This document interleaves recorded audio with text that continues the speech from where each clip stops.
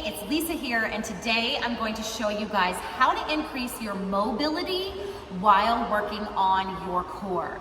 So I'm going to take you through a series of 4 moves, and you'll want to do each of these moves for about 45 seconds with a 15-second rest in between.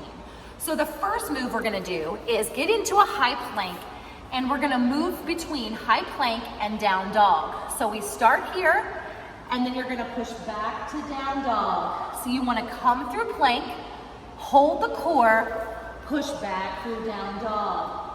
So we're going to hold this, and you can move at your own pace, but you want to do it for about 45 seconds with about a 15-second rest. So get in, feel the core engage, push back. When you push back to that down dog, make sure that you really push those heels down. So engage the core, push back. So we're working on a little bit of hip mobility and flexibility as well. So you're about finished. One more. And rest. So you can come down and push back into child's pose. You'll want to hold there for just a couple breaths while we set up the second move. So now we're going to move into forearm plank, and this time we're going to drive the hips up and then come back and engage the core. Drive the hips up and engage the core. 45 seconds, here we go. So drive those hips up, engage the core. So you'll notice, still working on that hip flexibility and that hip mobility, but you're also coming back into a straight plank. So nothing's dipping and nothing's up in the air unless we're actually in that hip hike. So, up, hold the plank. You got it. Up, hold the plank. You've got about 15 seconds left. So now, we're just further working that core and that hip flexibility and mobility. Stop. Go ahead and push back into child's pose. And now we set up for our next 2 moves. So we're going to be working through side plank. So this time, you're going to come onto your side, pressing your forearm into the ground and just lifting up into side plank. Then we're adding a small hip dip.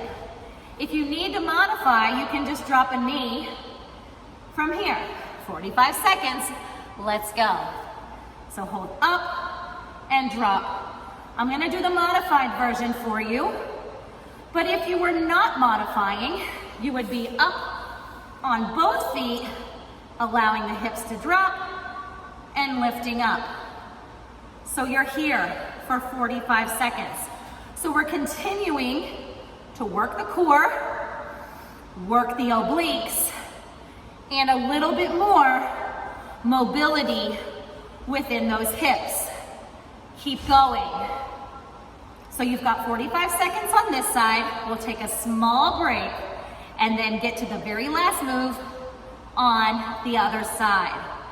Just a few more seconds and stop. You can come down, and here's a great stretch that I like to do, is reach up and over for this side that I just worked.